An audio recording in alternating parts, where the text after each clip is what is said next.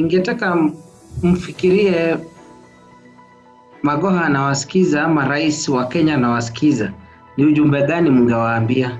Sasa unaongelesha rais, mtu taja mambo mawili matatu kumwambia Rais Uhuru Kenyatta, ungemwambiaje?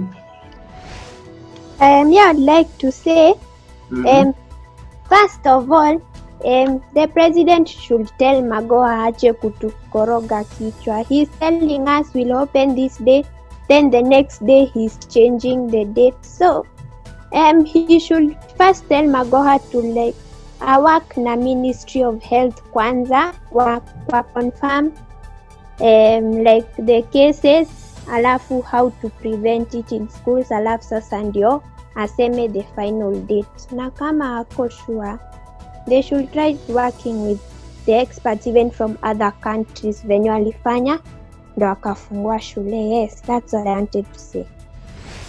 Does even Kenya have the muscles like US and China to sanitize the child before they come into school and when they are leaving? Do they have the muscle to check if they have the temperature? Because for me, they don't. If we are having COVID millionaires at this time, corruption is still taking place, what will happen when you open school? They'll start asking for money.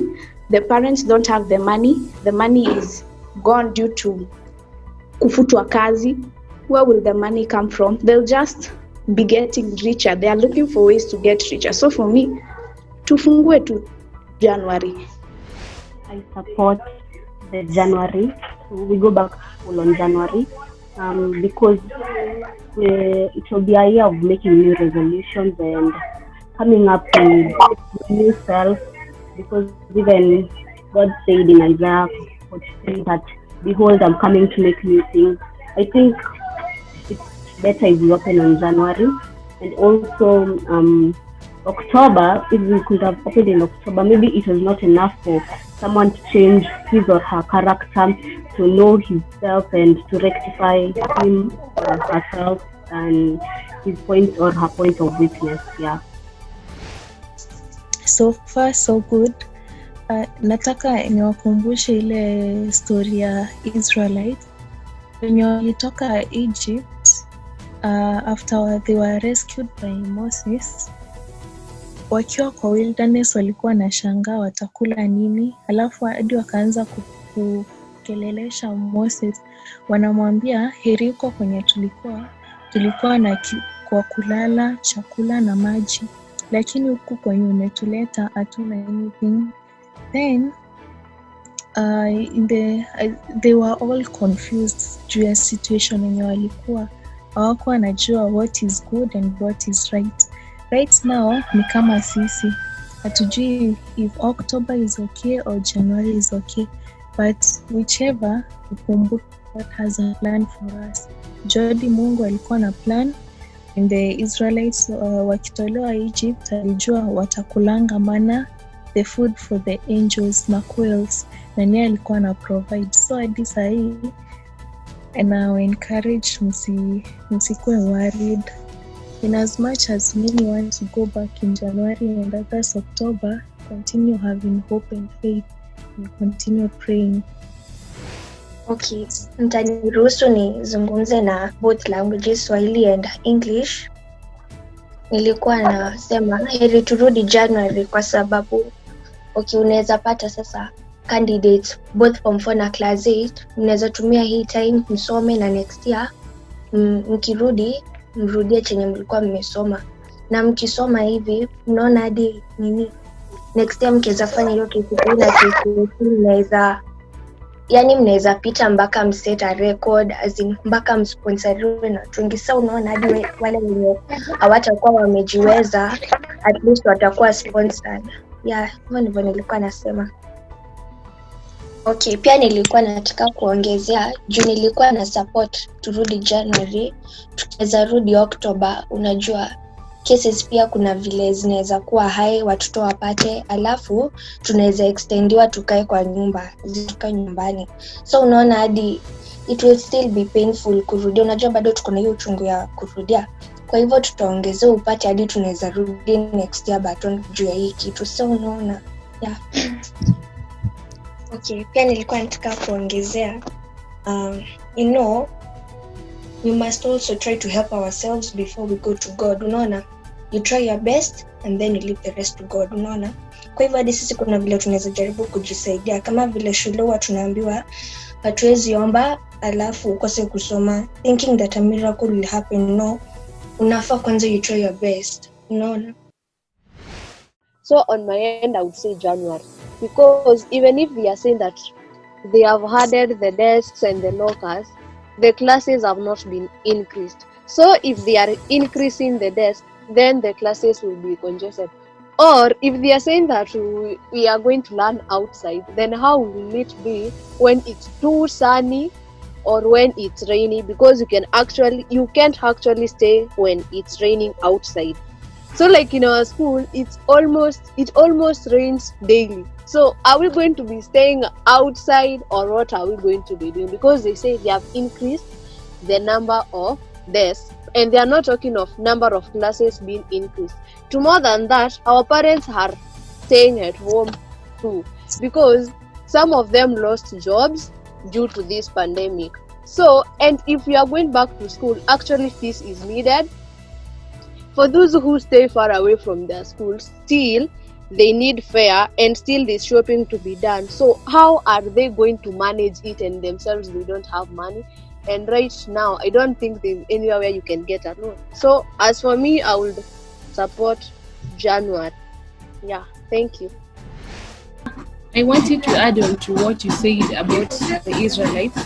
I just wanted to say that after debating all this, in the end we should remember that God's timing is the best, because we can say that turudi October, turudi January, how much turudi at all, but God has a plan for everything we do, and God's timing is the best. He knows when we'll go back, He knows when we will end, He knows when thing takes place.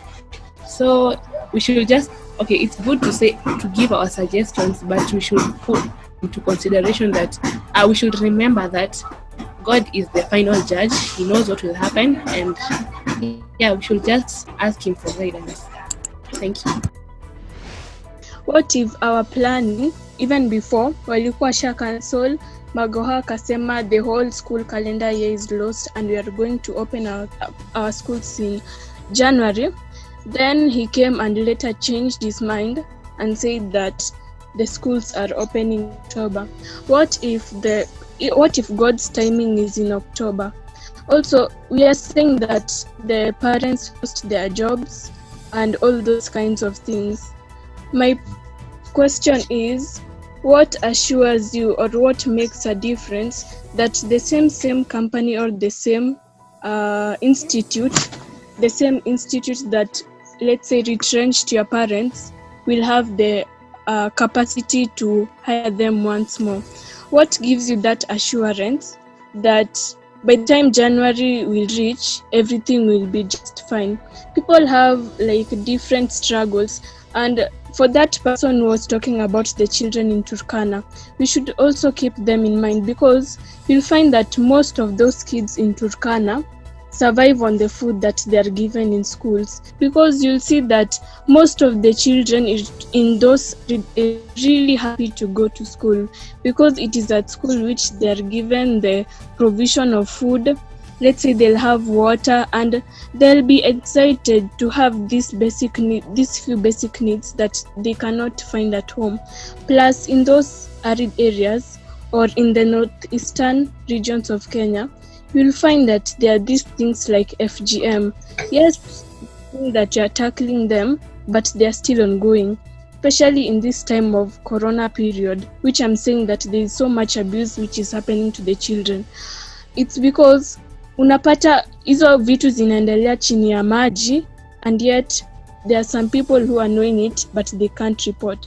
That is why I'm saying that you can find that the World Health Organization is the one which has pushed Kenya to open up the schools, because you'll find schools like in countries like Uganda and Tanzania and many other countries in Africa, including South Africa, and they had the highest number of corona cases and deaths, but yet they are going to schools and they just found a way of managing this virus or this disease. this pandemic which is going on, there are so many things happening that you can't just focus on the negative part. We should also have faith. Yes, God's timing is the best, and let's say we should just have faith and go with what comes, because also God provides. Yeah. Mi ningependa kusema that at first I was championing for opening of schools in October, but as for now I think I am championing for the opening of schools in January, kwa sababu si kila mzazi sasa ana work. Watu wamepoteza kazi. People don't know, hata kuna wenye sasa wajua watakula nini lunch as of now. So I think January is the best. Hata kama ni next year but wache tu wazazi wapate ile job opportunities na wapate pesa ya kupeleka watoto wao shule. Ningependa encourage my fellow students, hii time yenye una feel Mungu ako mbali ndio karibu. That's what the Bible says. If you feel Mungu ako mbali, just know that God is hugging you at the particular time. God is there for you, and God is championing for you in everything that you do. And don't ever lose hope, my friends. Even if it's hard to have hope, just keep having the faith in God, and you'll find yourself having the faith to move on and having the strength to believe that one day you'll wake up and everything will be okay. And that's all I have to say. There's another story about I think it was Job. Yeah, Job. We can take him as an example. He went through a lot, and in the end, as in no one akipitia hayo mambo yote, hakuna mtu mwenye alijua like atarudishiwa vitu zake zote juu watoto wake, akalose his livestock, his belonging. His own wife was telling him siutusi tu Mungu na kwa sawa. He had leprosy, which was a very serious illness, and like pia corona sahi serious, na venye mnasema watu wengi wame lose jobs. Hiyo ku lose job, we can relate with Job wa Bible. Like he lost everything, but in the end God found a way to bring everything back. Alikuwa na test faith yake. So even us as young people, let's have faith. When our parents may lose job, let's have faith that everything will come back in double portions. Don't feel discouraged. Any kitu, it's something special. Take it as a special period in your life. Juu kama si kitu yote, ungekuwa in prepcast, ungejua mambo mingi. Some of us na different experiences yenye tungekuwa nazo. So hata kama tarudi October, January or next year, but one, it's okay. It's still okay. God is in control. You are alive. You're in good health. You do not have the virus, so appreciate what you have now and look forward. Always be positive. Inaitangwa kukuwa optimistic. It's good in life kuonanga kila kitu in a positive way, and even in your academics, in everything, ukiona kila kitu in a positive way, everything will be okay. Kama shule zitafunguliwa 19th of October, ningesema kwa sababu kuna wale wanafunzi wanaishi karibu na shule kani boarding, au wanafunzi wakwe wakienda nyumbani ili wakue kwa sababu kuna wale wanafunzi wanaishi karibu na shule. Kwa hivyo au wanafunzi wanaweza kuwa wakienda nyumbani, au wenye wanaishi mbali na shule wakwe wanalala shuleni, ili ni space ya dorm ikuwe free kidogo. Me changed mind, nikasema wangoje corona ishe. Juu if we go back to January, what makes you so sure that your parent will get the job? What makes you so sure that cases hazitakuwa zimefika a million and something. What makes you so sure that, as in, you are saying that January things will be better? How are you sure that your parent atapewa job back, that things will go back to normal? So ningesema sasa waangoje corona isha, as in, let things go back to normal. Wangoje everything iwe stable, wazazi wapate kazi, as in things tu zirudi financially okay, and tuangoje corona ishe. Ningependa kupinga hiyo point ya mtu wa jovial, kwa sababu unaweza ngoja na ujui the way things will be. Unaweza ngoja ati vitu zi go back to normal na zitawahi enda back to normal. Let's just face the fact that we don't know what is next. Sasa lazima tu act sahihi yenye tuko na opportunity, because to be frank, we are not the ones in control. Jesus is in control, and you don't know where life will take us. For me, I would tell him that every choice has a consequence. So a choice may come with either a advantage or a disadvantage. Leadership comes from God. God chose the leaders for a reason. So I wanted to say that they should pray for wisdom. Maybe they are in a deep pit to make a decision. In the Bible it says that even if you are in a deep pit, God will hear us and he will answer us. So they should ask for wisdom to make a proper decision that will benefit each and every one of us. There is this thing that we say that first we need to pray, because we cannot just go back to school and act as if everything is normal. And even right now we have wasted like 6 months. Unaona kaa ni uchungu sana kupoteza hizo 6 months, because say maybe let's say sasa kaa sisi tungekuwa unasema now I'm in form 2, but so unasema I'm still in form 1, that's like bad. So let things to get better, we go back to school as early as possible so that at least tumalize shule. Yes.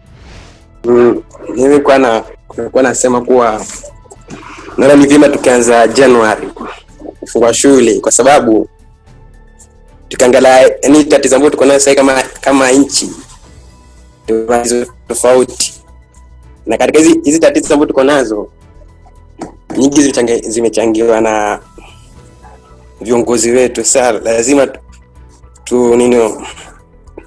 tuangalie zile matatizo mwanzo, alafu pia jinsi ambavyo tutasaidiana kupigana na hii ugonjwa. Maana hii ugonjwa si magonjwa peke yake, wala si ya president peke yake, hii na kila mmoja wetu. Na tukaangalia upande wa shuleni, mimi naona wanafunzi ndio wataumia sana, kwa sababu wanafunzi ni watu ambao wako interactive, yani wanapenda interact. Lakini sasa ukinaambia mambo na social distance na wanafunzi, hiyo ni uongo. Hapa kutoka na social distance. Alafu tukiangalia upande mwingine, sitting arrangement, unapata zingine kuna class kama kwetu sisi tuko watoto 60 ina class. Sasa naambie kama 30 watu tunakaa kwa wakati exam, na kati hiyo space bado haitoshei. Sasa naambie hao wengine wote watapelekwa wapi? Maana pia lazima tuangalie pia mambo na mazingira na pia weather changes. Maana vitu kama hizi pia zinachangia sana. Na sasa tukisema kuwa wati Oktoba kwangu uongo, maana ukisema Oktoba, lakini watu watakuja Oktoba ndio, lakini si wanafunzi wote. Maana kuna wale ambao wazazi wao bado wako 50-50 tena je kama watapeleka watoto shuleni, yani waje kama wataruhusu, na kuna wale ambao watangoja muda upite mwanzo wasikie kwa ugonjwa umeisha ndio wapeleka watoto shuleni. Kwa hivyo hakuna kusoma mbuko mtu itaendelea. Na mtu kama amena kusoma atakuwa na uoga, ama mzazi akipeleka mtoto shuleni atakuwa na wasiwasi sana. Maana atakuwa anajiuliza, sasa nipeleka mtongo shuleni anasoma mbali, je sasa hivi yuko vipi? Ama hapo tuseme kama kibati mbaya ugonjwa iongezeke, hapo yani atakuwa confused, hata hajui afanye nini. Kwa hiyo naona ni vyema kuwa yani sisi sote tukae tu, yani tuweke mawazo zetu kwa meza, tuangalie, tujadiliane na tutafakari kabla hatujapiga hatua yote mbele. Maana kwa kila hatua ambayo tunachukua wewe ina madhara ama iwe na uzuri wake, lakini tofauti tuongee na tuelewe kitu ambacho tunataka kufanya. Hali tusiwe tunafanya kitu kwa sababu tamaa ya sisi wenyewe kwa wenyewe, lakini bora tuangalie tufanye kitu kwa sisi sote kibinafsi, kwa sisi sote, yani kwa kila mmoja wetu. Hiyo ndio kwa kusema peke yake. For me, I can say that we open on January because let me speak out of experience. Yeah, in Machakos Boys, like in my class, we have almost 50 students, but due to the COVID-19 guidelines, we have been told about social distancing. If you do the math correct, you can see only 17 or 15 pupils can enter that class. So we'll have to consider the whole class. I can just say we wait and see if we can conquer this pandemic and hope for the best and just depend on God's plan. Yeah. So, thank you. Oh. It's quite a new thing because this virus can spread very easily, and if we are not really prepared or really we haven't thought ahead that much, we shouldn't just live in here and now. We should also think about tomorrow and the day after, so that in case of anything that should happen, we should at least be able to attack the situation very quickly. Because for example, in Maranda, the population of students is around 2,400, and in my class there are 57 students. The class is actually a bit small, but we're able to fit. Now you see, if we, like Nesta has said, if we are to put in the social distancing and all that, you'd find maybe 10 to 20 students only in one class, and there's not enough classes for all that to happen. And even if it were to happen outside, class lessons to go on outside, like in the field, you'd find that sometimes the weather conditions are very harsh, and that would not be really good. So what they should do first is they should even encourage teachers and the board of management of schools to plan ahead, to see what they need, if they need money for building more classes or putting up better facility, or that. Yeah, thank you. Tukiangalia hii situation sasa hivi, wazazi wengi walikuwa wanajua watu wataenda shule on next year, so wakisema ati waende shule on October atakuwa wamekoroga akili. Na sasa unajua pia kuna wazazi wengine walikuwa wameka mipango yao, wamejua wanafunzi waende shuleni, so hizi pesa ambayo nilikuwa nilipe school fees nimezichukua nifanyie kitu fulani. Hapo sasa watakuwa wamepata changamoto zaidi. Pia tunapata, unaona wazazi wengi pia kazi yao iliweza kusimama kwa sababu ya corona. Shughuli zao zote ziliweza kupungua. Hii kwa sababu ya corona. Ilikuwa pia ilikuwa tena ni ghafla, si ati kitu ambacho walikuwa wanatarajia itafanyika kama walikuwa wanatarajia itakuja kuwa. Ilikuwa ni kitu ya ghafla sana. So mimi ningependelea Magoa angeza kusitisha shule zifunguliwe mwaka ujao. Yeah, for me, I want to go back to school in January, because going back in October, I will feel so insecure, like sitakuwa comfortable class, because wearing a mask, social distancing, I feel like things going back to normal will be so much better going January back to school. So me going back in October won't be good. Pia mimi nataka kusema hapo hivyo, kwa kwenda shule Oktoba, unajua tena itakuwa ni ngumu kama sisi huku coast. Sisi huku kuna joto. Huku kuna joto, kuvaa mask every time kwa mdomo pia unajua utakuwa comfortable. Shaona. Sasa ndio kwa nasema tutaenda shule on January, at least hapo tunaweza jua cases zitakuwa zimepunguka ama zimeongezeka. Na kazi zitakuwa zimeongezeka, pia tutaangalia option nyingine. Hatuwezi kosa option nyingine. You see, this disease has brought the world to a standstill, and there are so many controversial things and stories surrounding it.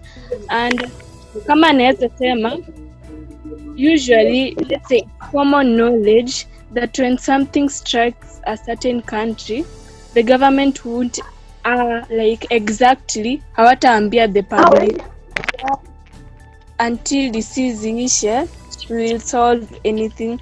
Maybe this disease will come and pass, and maybe through natural selection we'll be able to adapt, and our immunities will grow stronger against this disease. Because even in earlier times, and people have adapted to it. Plus, we can say this is a very mysterious disease because ni ugonjwa inaweza uliwa na sabuni na sanitizer, yet we don't know the cure. We have diseases like cancer or malaria, which some of them, like some types of cancer, can be cured. How come bado tujapata the cure for corona? So all in all, first nikimalizia, I appreciate everyone who has contributed our views on how we are taking precautions, because not all people are like us and looking forward to go to schools when there are preventive precautions. Because you can find that in countries, adult people are protesting for their right not to wear masks or their right to socialize. And you can find with those people in the world, it will be hard to tackle this disease. And for everyone who has contributed, I just congratulate you for your wise thinking and your contribution. Okay, I would like to add on to what I think it's Joshua who said about the classes, that they say that we learn outside. I'm just thinking about, let's say, the schools. Now I'm talking about the schools that closed down due to this COVID, and they were turned to even like flats and where people live, apartments. How the students say that's where we all go to. The schools had planned on like January ndio sawa watu watoke. What will happen to those students right now? And they're saying that they'll give like, I think, some money to the schools that will be for public schools. Also think about the private schools. Where will the teachers be paid? Teachers be paid with. And also, let's say if some parents, they move from private schools to go to public schools, then the private schools will have to collapse. So yeah, I think we should just open in January, because maybe people had planned on January, opening in January. Yeah, and we should also trust God. You see, we should go back to school when the pandemic of COVID is at 0 rate, because you find that a school has 1,000+ students, and most of the teachers, they don't sleep within the school compound. They sleep outside the school compound. And you see, when you go back to school right now and the pandemic is not over, they may get infected and then they'll bring the virus in schools, and you find that 1,000+ students may get affected, and that will be a loss to our country. So I think we should go back to school when the pandemic is at 0 rates. Thank you. I wanted to say that we go back to school on January. We start the year fresh. Because you see, we go in October and then we go back again in January. Hii decision ya kufungua shule, wakati mwingine hata rais mwenyewe hataki kuisema kwa sababu ni jambo kubwa sana, na akiambia ministry Magoha na yeye pia hataki kusema, anataka kuongea na watu, ndio unasikia na waita stakeholders anachukua watu wa afya, anachukua walimu, the chairman of the Kenya Secondary School Heads Association, Kenya Primary School Heads Association, the Kenya Parents Association, wanakuwa stakeholders wengi ili hii uamuzi wakitoa, kwa sababu ni uamuzi mkubwa. Na nataka wanafunzi muelewe hivyo. Ni uamuzi mkubwa ambao ni kama hakuna mtu anataka kuchukua hiyo jukumu akiwa peke yake. Na ndio unasikia profesa, na unasikia ni profesa anasema kwanza wataketi chini na stakeholders wasikilize. Na nadhani sisi ni one of the stakeholders. Nyinyi wanafunzi pia mmesema yenu. Nadhani atapaswa wasikize yote, alafu sasa watatoa uamuzi. Na kama mlivyosema, nimesikia mmeongea vizuri, mkasema pia hata baada ya kuzungumza haya yote tutamuombea, twende kwa magoti tuombe. Kwa sababu jambo ambalo mimi ningefikiria ni la muhimu sana ni kuona kwamba tumehakikisha ugonjwa umekwisha, ili wanafunzi wakirudi shule waende wasome jinsi walivyokuwa wakisoma zamani. Hakuna vile tutakuwa na social distance kwa darasa ambalo lina wanafunzi 50. Na hakuna madarasa mengine yameongezewa alafu tukue wanafunzi 15, itakuwa vigumu. Hakuna vile shule zingine dormitory ziko na triple decker. Kwa hivyo hakuna vile tutarudi boarding. Shule kama, sitaki kutaja majina, lakini kuna shule hapa najua ina wanafunzi 2000. Shule kama hiyo hata wakitoka darasani, hata wakienda kukula chakula cha mchana, lazima wanakaribiana sana.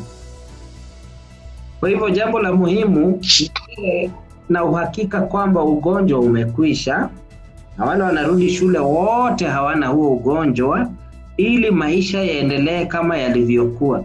Mambo ya wazazi kuwa na pesa ama kutokuwa na pesa na ajira, hayo ni baadaye, kwa sababu kama Januari ugonjwa umekwisha, bila shaka tuambiwe turudi shule. Huwezi kusema kama wewe ni mzazi huna pesa. Wanasema elimu ni ya bure, na shule za day school ambazo ni free and compulsory. Kwa hivyo nadhani mambo yataendelea vizuri. Kama jambo ambalo tungependa kuombea zaidi ni kwamba ugonjwa huo umekwisha kabisa. Kabisa kabisa, hakuna hatari. Kwa sababu tena mimi ningesema ni heri tuwe na wanafunzi ambao hawana masomo mengi ama wamechelewa kuliko ambao ni wafu, kwa sababu kifo umekufa. Na jambo ambalo ninalofahamu ni kwamba sasa huu ugonjwa tumejua kuukabili. Tunaweza endelea tuchukue mikakati pole alafu tufanye vizuri. But in the meantime, let us continue to pray so that we have 0 coronavirus case, so that as we go to school, whether it's January, whether it's October, we are assured of security, that there is safety everywhere we go. I also want to take this opportunity to thank Jane Nyokabis and your family for inviting me and hosting me on Saturday. It was so good. For those of you who may want to talk to me, you can chat to us through the office line 0724 755 678. Yeah, you can use that number. This is for WhatsApp only.